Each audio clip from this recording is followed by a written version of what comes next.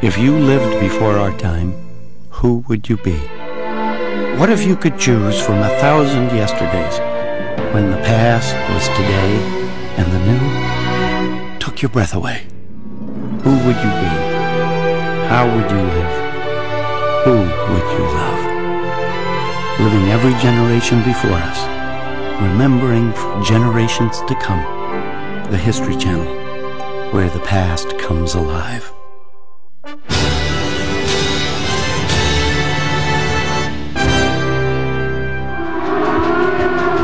Now, on the 20th century.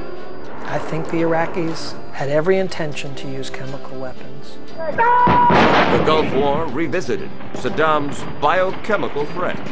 This man had the most elaborate and large-scale plans to acquire all the weapons of mass destruction. Far more than the American military ever realized. Our intelligence on one of the key aspects of the war was sadly deficient. I'm Mike Wallace, and this is the 20th Century.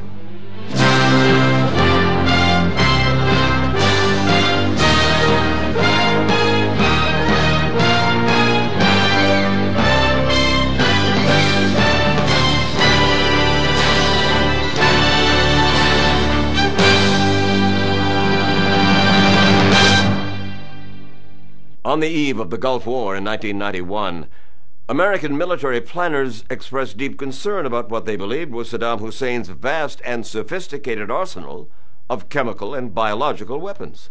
Saddam, they believed, was able to deliver those deadly payloads on a variety of weapons, from artillery shells to medium-range Scud missiles.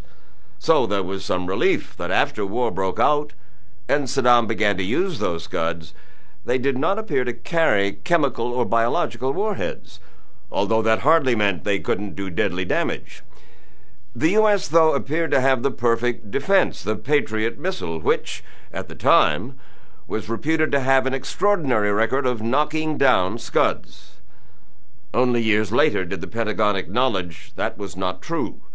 Fact is, they've admitted the Patriots were hardly effective at all.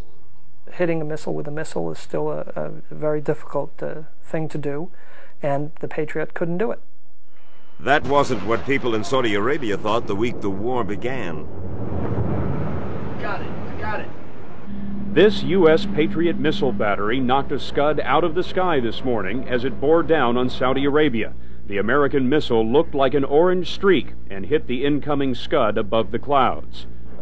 James Spangler is on the missile crew. When you have the thought in your mind that if you miss it, hundreds of thousands of people or 100,000 people will die, it's a lot of pressure. Allied Commander General Norman Schwarzkopf soon made the Patriot sound like a nearly guaranteed Scud killer. The Patriot success, of course, is known to everyone. It's 100% so far of 33 engaged. There have been 33 destroyed. But the claim turned out not to be true. When the Patriots were fired, when some Scuds were hit, the feeling was this was a weapon system that was working. And it was only later that we really were able to audit the record of the Patriot to see that it hit very few missiles. It turned out the military counted almost any Patriot bursting in air as a kill of a Scud missile. But apparently many of those heat-seeking Patriots were missing the warheads and were chasing the hot missile tails instead. The Patriot would blow up close to the missile, get that'd be to see the big flash in the sky, we got one, but then the warhead, following the laws of gravity, would come to Earth and blow up. And there was a good reason it wasn't doing the job. The Patriot had not been designed to shoot down missiles. The Patriot was developed early on as an anti-aircraft weapon. It was very effective in that role. Obviously, shooting at a missile that is flying through outer space on its way toward its target, or through inner space, really, is a much different kettle of fish than shooting at an airplane or a jet. Especially, as it turned out, when the target was as primitive as a Scud. The missiles broke up in flight. Concrete warheads landed all over the place. Patriots might explode in proximity to the missile, which would fall into many pieces and then shower an entire area with bits of the missile. In other words, they didn't act the way we model missiles to act. Another attack is coming soon. The Scuds quickly became Saddam's most effective weapon against civilians, especially the Israelis. Iraq a short time ago fired Scud missiles into Israel, striking at least 6 targets, including 3 in Tel Aviv, 2 in Haifa. Casualties have been reported, ambulances taking people to hospitals, at least from the suburb to the south of Tel Aviv, Holon. It was the Israelis who first figured out the Patriots were not working, when Scuds that should have been intercepted caused death and destruction instead. The American manned Patriot missiles that were installed to protect Tel Aviv failed to hit anything. Sirens wailed, and moments later, 2 Patriot missiles streaked up through the darkness and disappeared into a heavy cloud cover. One Scud missile got through the Patriot screen and scored a devastating hit on a residential neighborhood in the Tel Aviv area. It was Moshe Aarons, then Israel's defense minister, who brought documentation of the Patriots' poor performance to the attention of President Bush.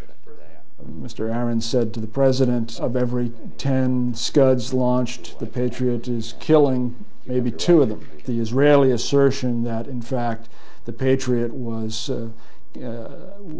killing only 20% of the incoming Scuds really caused the president to be nonplussed. And the Scud attacks left Israel itching to retaliate. The Israelis scrambled their air force. They had a plan. They had planes in the air. They told us they had planes in the air, told the White House that they were ready to react. There were what I consider very fairly reliable sources that they moved their nuclear warheads, or moved their launches, the Jericho launches, to the launch sites to marry up with the nuclear weapons. But the Israelis were held back under intense pressure from the Bush administration, which feared for the future of the Allied coalition if the Israelis retaliated against Saddam. He would fire the Scuds at Israel, hoping that Israel would respond and that they would then therefore break up the Arab coalition, because none of his Arab brothers would want to be in a coalition with the Israelis. That is why the Bush administration leaned hard on General Schwarzkopf to take out the Scuds. Schwarzkopf says, if I do, I'll have to take aircraft away from the more important target of going after the Iraqi field forces. And he was reminded that there is no more important target than keeping the Israelis out of the war. General Schwarzkopf and other military commanders scoffed at the importance of the missiles. They would constantly say these are not militarily important weapons. Nonetheless, the pressure from Washington led Schwarzkopf and his commanders to change their priorities for the air war. Certainly they did not plan to spend 20% of their strategic bombing effort going after Iraqi Scud missiles. That was not the plan from day one. It wasn't long before Schwarzkopf announced the new strategy was succeeding. We have knocked out at least 3 mobile Erector launchers, 4 Scud missiles on Scud servicing vehicles, and 3 more Scud servicing vehicles. The other possibility is that we knocked out as many as 7 mobile Erector launchers in just that one strike. The commander of the air war, General Buster Glosson, showed reporters an impressive-looking video. I'll put you in the cockpit of an F-15E for an air-to-ground sortie. Let you look into the night sky of Iraq as we are attacking mobile Scuds. And now the pilot is maneuvering to drop laser-guided bombs on this target. There are a total of 11 vehicles in this area, and all of these are already loaded with Scud missiles. As you can see, these have already been fired. But U.S. intelligence agencies realized that was not true. At the CIA and among other places, they were watching this press conference and watching this videotape, which they had not seen before. And there was a quick realization that these were not mobile Scud launchers. But again, truth became a casualty of the war. There was a deliberate effort to keep it hushed up. It was not until more than a year after the war that the Pentagon admitted the generals had been wrong. The video footage that was shown and said to be at the time destruction of mobile Scud launchers that was put out on January 28th of 1991, our information now is that those vehicles were probably large tanker trucks. It turned out the mobile Scud launchers were very hard to find. There's no indication that we got one Scud on the ground in the entire war. At one point, there was an attack launched against what was believed to be a very lucrative Scud-related target. It turned out to be a herd of sheep. But even if it didn't actually destroy the mobile Scuds, the air campaign did appear to reduce their use. There were a tremendous number of airplanes out there looking for mobile launchers. It wasn't easy to get off a Scud shot without risking being blown into oblivion. Also, there were special forces put out in the western desert, along with helicopters and other means to try to intimidate the Scud shooters. By the end of the war, Saddam was firing on average less than 1 Scud per day, compared to about 5 each day when the war began. Still, a Scud fired just 3 days before the war ended produced Desert Storm's greatest single loss of life at a U.S. barracks near Dhahran, Saudi Arabia. A routine Monday night Scud warning was not followed by the usual Patriot missile intercept. The alarm was followed by disaster. One of these ambulances has to go up there. All the people are up here. A flimsy warehouse converted into a barracks for U.S. Army personnel was blown to bits. Inside, more than 100 American soldiers. I knew right away that this was a direct Scud hit, just judging by the way that it shook the ground and by the enormously loud explosion of the score. 28 Americans died in that attack. 98 were wounded. It was only after the war was over that the Army explained why the Patriot missiles didn't fire. At first, the Army said it was because the Scud broke up in flight. But now investigators say that isn't true, that the Patriot's tracking system never picked up the Scud. The reason it never picked up the missile had to do with the software that ran the Patriot's internal clock. Experts in Israel had found that it was off by a few millionths of a second per minute, just enough to ruin the Patriot's aim if computers were not rebooted every few hours. Inadvertently, the Patriot system guarding Dhahran had not been rebooted for 4 days. The Patriot, by this time, had accumulated enough of an error in its computer brain to be looking at an area of sky that was actually 700 yards away from where it should have been looking. Ironically, the U.S. had developed new software to correct the timing problem in the Patriots, but that fix arrived in Dhahran 12 hours after the Scud had hit the barracks. While there was no evidence Saddam attempted to use chemical or biological warheads on his Scud missiles, that was not true about his other weapon systems.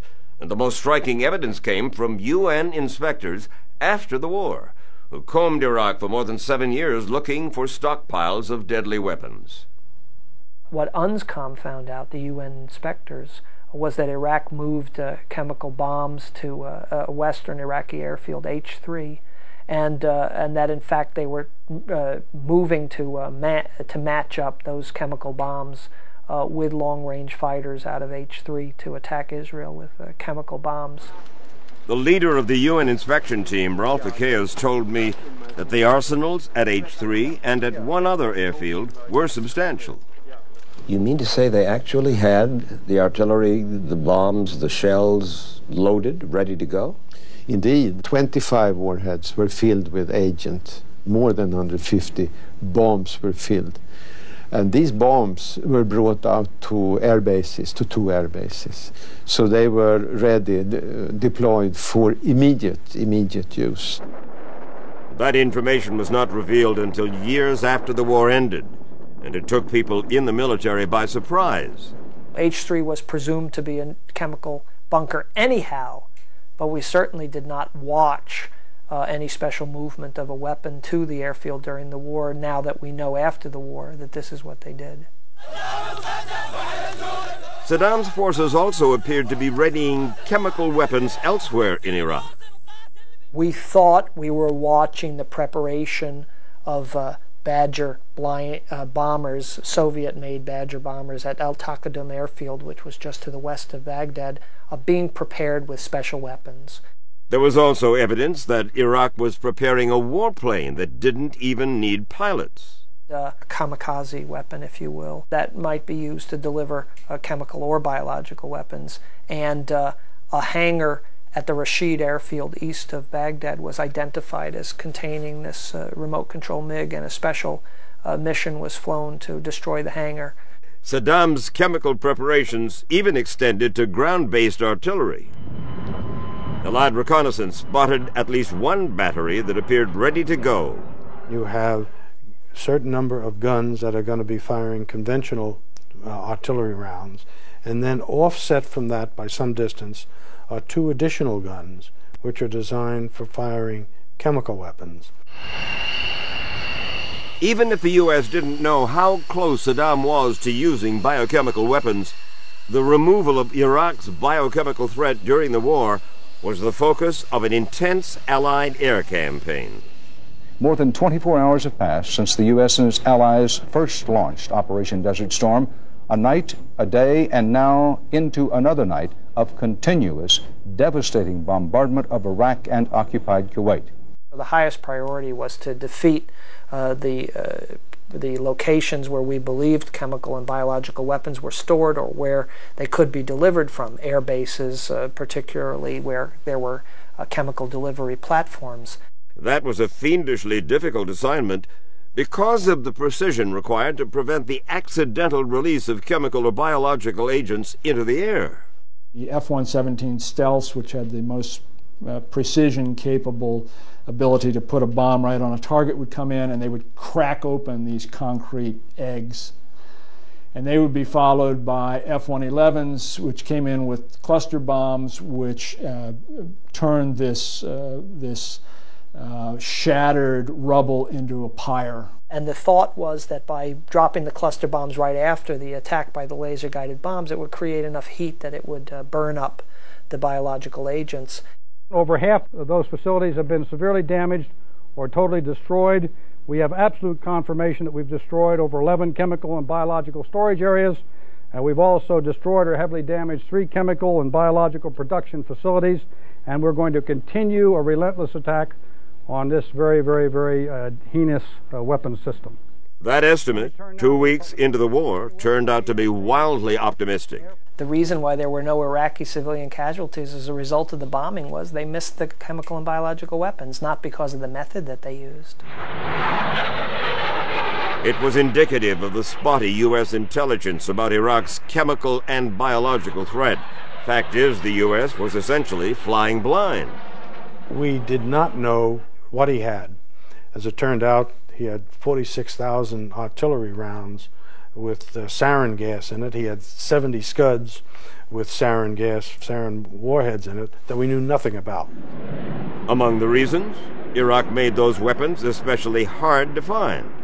The main thing that Iraq did to preserve the biological and chemical stockpile was to move it around, to take it out of the facilities that we had identified or had been identified in the news media. And Saddam made sure that no one bombing raid could knock all of those weapons out. He would have all of these support facilities. There was great redundancy, and they were all spread out so that if you lost 1 or 2 or 3 or 4, you still had 5, 6, 7, and 8 to draw upon. In addition, the Iraqis became experts at manufacturing their chemical and biological weapons at plants that also made something else, like baby formula. The Pentagon continues to assert that a target it hit yesterday was a legitimate factory, a war munitions factory, and not the innocent baby food plant that the Iraqis have been asserting. The Iraqis gave a tour of the plant and asserted it was the only remaining plant producing formula for babies in Iraq. Proof claimed Baghdad that the United States was not bombing just strategic targets, but installations vital to the civilian population as well. Not so, asserted the Pentagon's top soldier. It is not an infant formula factory, no more than the Rabta chemical plant in Libya made aspirin. It may well have been, and this is the position of the U.S. government, a dual-use facility, where in one end of the building they're making baby milk, and the other end of the building they're making sarin gas. But even if the U.S. did knock out a sarin gas manufacturing site, that would have been a rare success in a bombing campaign that was largely ineffectual. Of 60-plus targets that were on the target list of chemical and biological related facilities, only 3 of them had actual chemical and biological weapons stored at them during the war. 3, 2, 1, launch. Nevertheless, if the U.S. bombing campaign failed to take out Saddam's chemical and biological weapons, it may have harassed his forces enough to prevent them from using those weapons. They were just never able to put together the ingredients of matching chemical munitions with missiles, or putting chemical bombs on airplanes, or delivering chemical weapons with artillery to have any effect. But other experts said it wasn't the bombing, but rather an implied threat from the Allied forces. I think the Iraqis were genuinely afraid that if they used biological or chemical weapons, the United States, or if not the United States, the Israelis, would reply with nuclear weapons. And it was really the deterrent power of U.S. nuclear weapons primarily that prevented the use of it. Even though Saddam Hussein apparently did not use his weapons of mass destruction during the Persian Gulf War, some returning Gulf War veterans came down with symptoms that made it appear that Saddam had in fact used those weapons. For thousands in America's armed forces, the fighting itself may have been the easiest part of the Gulf War. For when they finally returned home, great numbers of them came down with a variety of symptoms that came to be labeled as Gulf War syndrome. I get some of these headaches sometimes, they're unbearable. You're just squeezing your head. It's incredible pain. When the first veterans reported illnesses they associated with the Gulf War, suspicions focused on the oil fields of Kuwait, which the Iraqis had set on fire as they retreated. The toxic smoke from the Kuwait oil fires appears to have poisoned many Gulf veterans who are now suffering crippling symptoms. Mary Lane is one vet with the symptoms. She was an Army medic in the Gulf who now suffers from chronic fatigue and nerve damage. My motor function is gone. My hands won't do what I tell them to do. For a while I had to write like a child would with a crayon. Gary Zussman was stationed on a ship in the Gulf. Now he has evidence of hydrocarbons in his blood. I had stuff in my body I can't even pronounce, but evidently it was petroleum connected. Other veterans suspected something worse, Saddam's chemical weapons. After all, they reasoned alarms indicating the presence of chemicals went off constantly during the war. Sometimes the chemical alarms went off every 15 minutes, half hour, and somebody would come through and they'd say, oh, it's a false alarm or whatever, it's okay, don't worry about it, And everybody believed it. That's what we were told. However, 3 years after the war, the Blue Ribbon government panel dismissed claims of illnesses associated with the Gulf War. The report finds no evidence U.S. forces were exposed to chemical or biological weapons anywhere in the Persian Gulf, and no persuasive evidence that any other suspected causes like oil fires and depleted uranium from tank shells resulted in the chronic illnesses. As a result, officials dismissed the notion of a disease endemic to veterans of the Gulf War, a so-called Gulf War syndrome. Their first reaction was sort of, this is malingerers, these are hypochondriacs, these are people who are just trying to, get disabilities from the Pentagon. Nonetheless, there were continuing reports of some kind of illness. I got sick in the Gulf in January, sitting up on the front line. What was worse, some veterans began complaining their children were being born with severe birth defects. This is the Hansen family. Connie Hansen, her husband, Sergeant Paul Hansen, their daughter Amy, born before the war, a normal, healthy 5-year-old, and Jace, age 3, conceived soon after his father came home from fighting in the Gulf. When he was born, he had amputation surgery done, and his lower legs were removed. And I just remember crying and just telling him how much I loved him, because he was my son, and I was just so happy that he was here. When you ask the question, are the birth defects related to the Gulf War and the time that the veterans spent the Gulf War, there's a strong indication there is. You can always put your mask on if you want to, if it makes you feel better. Suspicion continued to focus on some kind of exposure to chemical weapons.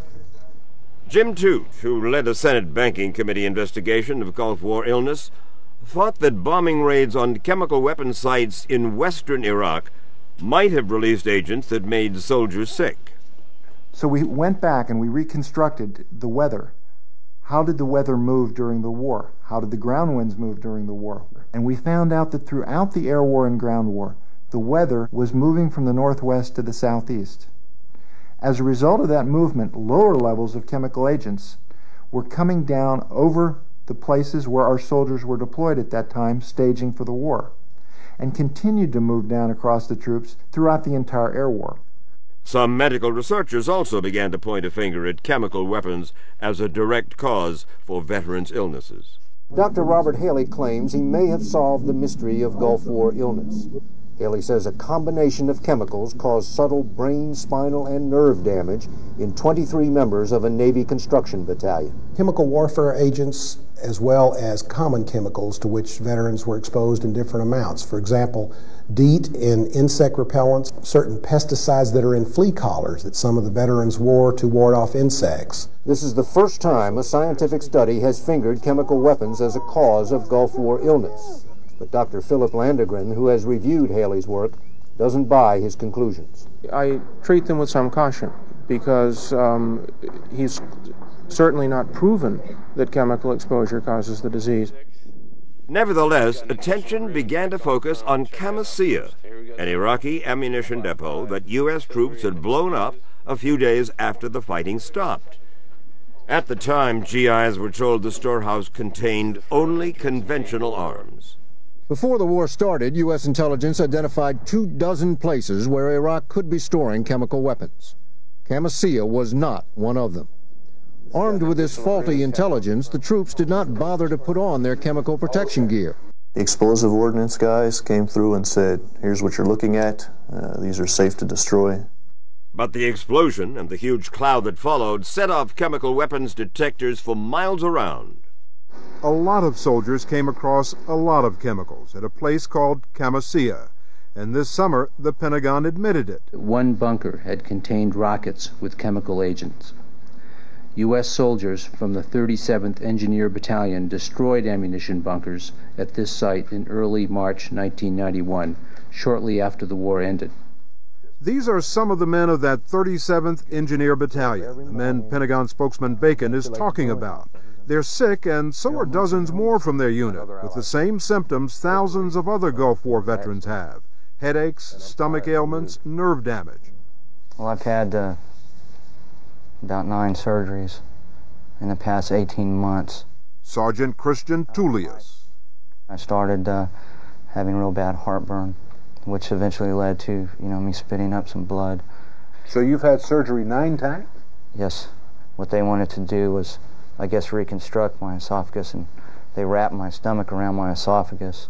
Corridor leading into bunker number 66. At the time, U.S. troops had no reason to suspect that Qamishiyeh had chemical weapons. They looked for very specific bunkers with high levels of security because that's the way we stored chemical weapons. And the idea that the chemical bombs and the chemical mortars would just be dispersed into Qamishiyeh or other types of installations with all the other conventional weaponry never dawned upon them. But it turned out that one government agency did know that Qamishiyeh contained chemical weapons. That agency was the CIA. But the agency never passed on its knowledge, claiming later that the information got lost in its bureaucracy. The CIA is apologizing to Gulf War veterans for failing to warn them about chemical weapons at an Iraqi weapons depot. Army engineers blew it up following the 1991 war. The agency admits it knew the bunker contained dangerous chemicals, but didn't release the information. Even so, it was not at all certain that the explosion and cloud at Qamishiyeh made soldiers sick. The problem with all of this post facto evaluation of exposures is that you've got as many soldiers who were stevedores in Saudi ports hundreds of miles to the south claiming effects that are now associated with Gulf War syndrome, as you do soldiers who were in the 82nd Airborne Division on the front lines at Camisea. That was the problem with Gulf War syndrome. While several studies found possible links between chemical exposure and Gulf War illness, none was deemed conclusive. Neither was the evidence that appeared to link Gulf War service to birth defects. Epidemiologist David Cowan evaluated thousands of children in a major study. We found that Gulf War veterans, children of Gulf War veterans, had no increase in risk either for any birth defect or for serious birth defects. So investigators turned to other possible causes of Gulf War illnesses, like troops who said they got sick after taking experimental pills.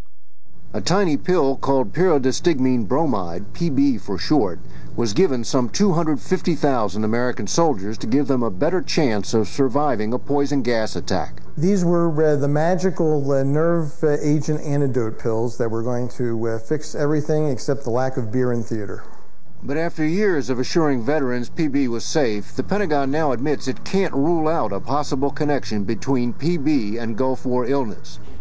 So even as the possible causes of Gulf War syndrome continued to increase in number, so too did the evidence that Gulf War syndrome was not a single identifiable illness. There are a lot of people who are sick, but can we point to some one thing, chemical weapons releases in Iraq or some other thing, and say that that is the reason why they are sick? I think the answer even today is no. As scientists continued to investigate the mystery of Gulf War illnesses, weapons experts investigated a mystery of their own. Just how big was Saddam's arsenal of weapons of mass destruction? For more than 7 years after the end of the Persian Gulf War, UN weapons inspectors found and destroyed vast quantities of Saddam Hussein's chemical and biological weapons. When their mission ended abruptly in 1998, however, there was still sharp disagreement over just how much of a threat Saddam's weapons of mass destruction still posed. There's really no evidence that they continued to develop chemical or biological weapons. All the evidence that I and others see suggests that they're definitely back in this business across the board.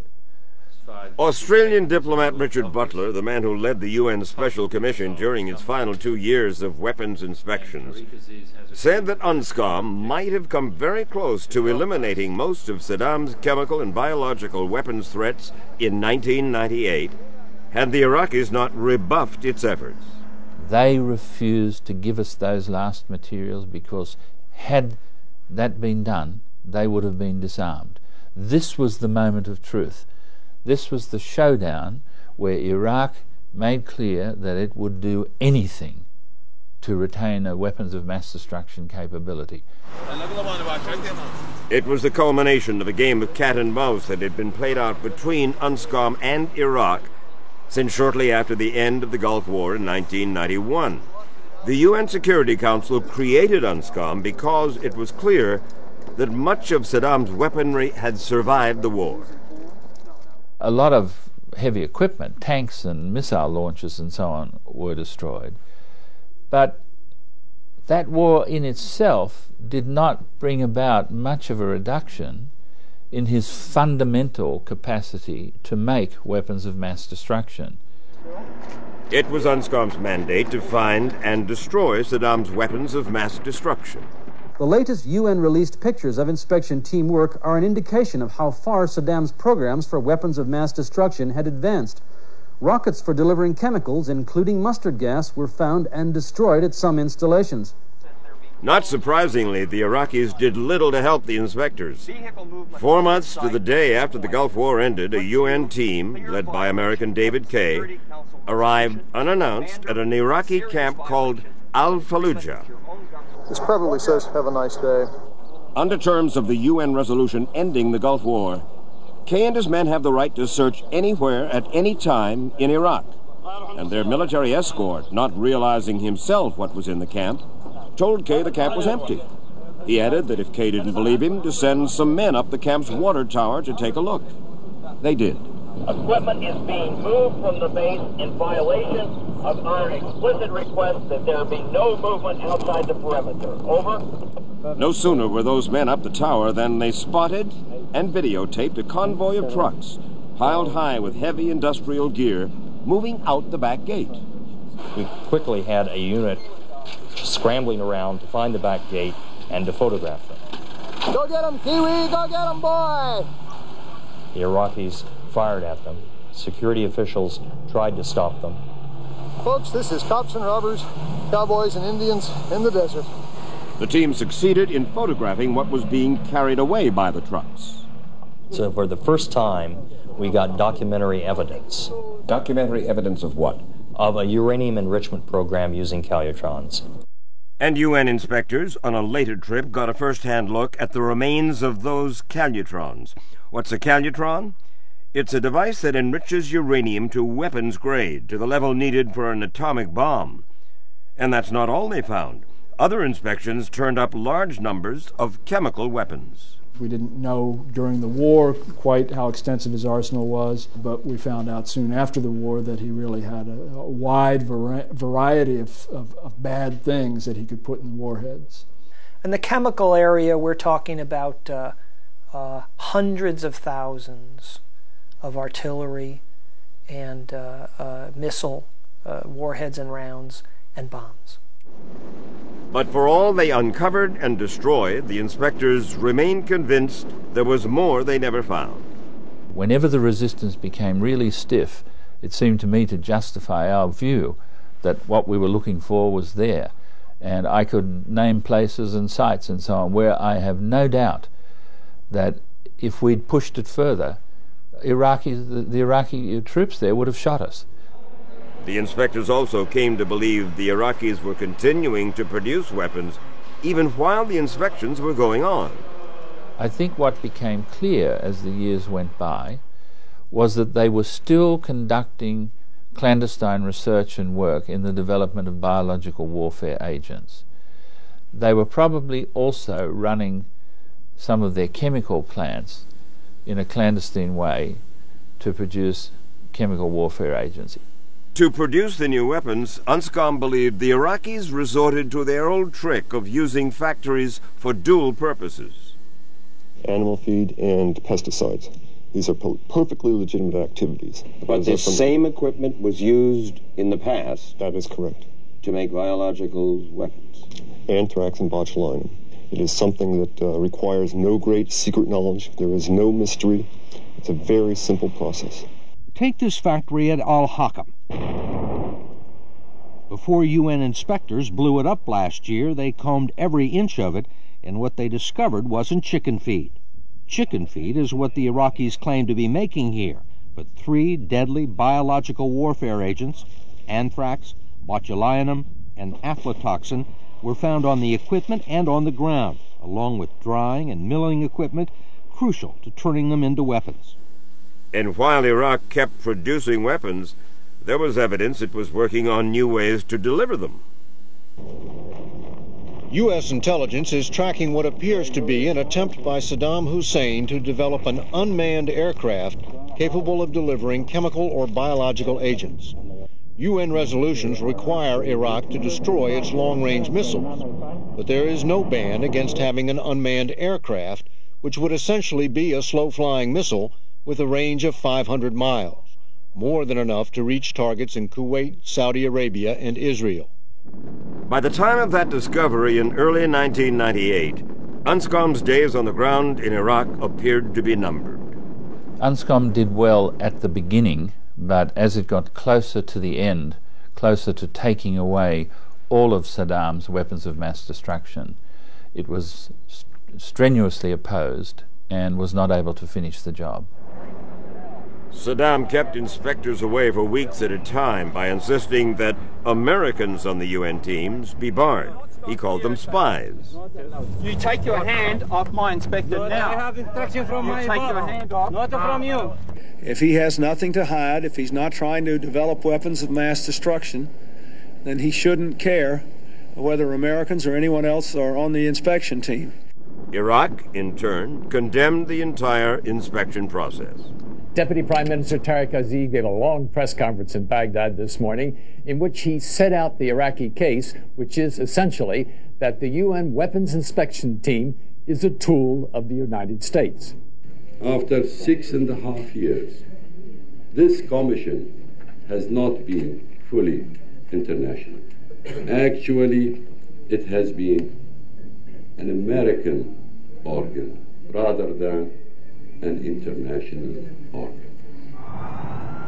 The Iraqis are still saying that if spy planes, American U-2s, continue their surveillance flights over Iraq next week as part of the UN inspection regime, they will shoot them down. Iraq is still saying that they will not accept American members of the UN inspection teams, which means for the moment there are no inspections. When the inspectors finally returned to Iraq, Saddam then declared that much of what they asked to see was housed in what he called presidential sites. Sites he declared off-limits.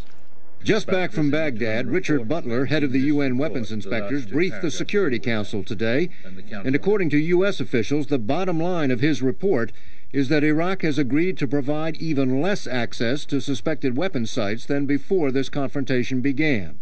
Ambassador Butler's briefing is discouraging. Once again, the issue is Iraqi non-compliance. But the senior UN official says other members of the Security Council, Russia, France, and China, are taking Iraq's side. Richard Butler lobbied Security Council members personally, trying to get their support for a continued UNSCOM presence in Iraq. His efforts included one very frustrating trip to Moscow, where he saw the Russian Foreign Minister, Yevgeny Primakov.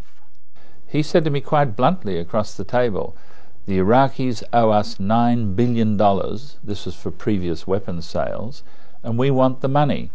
And what he meant was they wouldn't get their money unless sanctions were lifted, and sanctions were tied to disarmament. And so he said to me, lower the standard, make it easier for them to be declared by you as disarmed, then the sanctions will be lifted, then Russia will get its money. So as its international backing waned, UNSCOM drew up a final list of sites it wanted to inspect. And I went back on the 3rd of August 1998. They slammed their fist on the table and said, it's over. You're getting none of the things on your last list, your terminal list. That list included more suspected biological weapon sites. I said, look, this is a black hole. This is a place of no light. You've got to illuminate this better for us, otherwise I'll never be able to declare you disarmed. But to the end, they refused, which strongly suggests to me that for them, biological weapons was a high priority. They really wanted to hold on to that stuff. And as the wrangling went on, restrictions on inspectors inside Iraq became even more severe.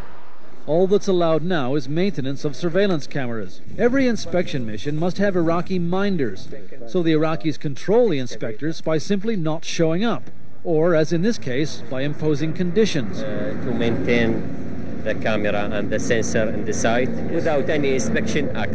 Exactly. Okay? That's good. UNSCOM pulled out of Iraq for good in December of 1998. Its mission, it said, not completed. UNSCOM itself has a long list of things that it still has questions about, but even if you tote them all up, it only entails 1% or less of what Iraq had pre-war. So what is left, what Iraq is actually working on, I think is very small. But without inspections, former UNSCOM head Richard Butler said it was impossible to be so confident. The fact is, Butler saw Saddam as a continuing threat. He's back in the business of seeking to develop long-range missiles. I actually think that he already has some. I think he concealed some. I think his indigenous production produced some. How many, I can't actually say, because that's the logic of inspection. You can't know what you can't see. I'm sure he's back in the business of chemical and biologicals as well. And I've seen completely credible reports that he has recalled his nuclear design team. At the end, the U.S. portrayed the Persian Gulf War as an unqualified triumph.